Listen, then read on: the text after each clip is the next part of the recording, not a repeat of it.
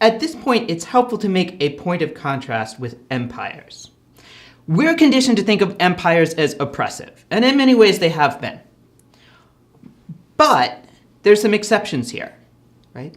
Traditionally, many empires are actually more tolerant of local, particularly local ethno-cultural expression and to some extent self-government. If you don't rebel and you pay the heavy taxes, empires tend to leave you alone. Right? Now, that's not perfect by any stretch, right? But that's true to some extent of the Ottoman Empire, the Russian Empire, and the Austro-Hungarian Empire. Of course, we all hear about the atrocities from empires, right? But by and large, right, historically, they tend to leave people alone much more than the democratic nation state.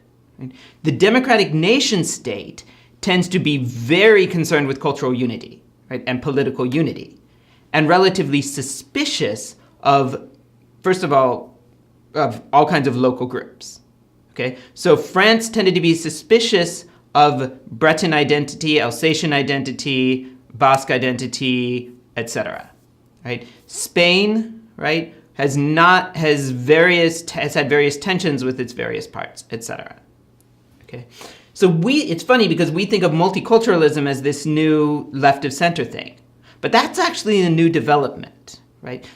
My personal suspicion is that it's actually a healthy correction to the way that liberalism and democracy tend to push towards uniformity, and capitalism as well tends to push towards uniformity, right? So I suspect it's a healthy reaction on the left, basically, against problems that those theories typically create, right? But traditionally, it really is empires, and to some extent it is conservatives who tend to be more willing to make exceptions, right? And more willing to allow a certain amount of self-rule, right, to the people, essentially the people that they're governing.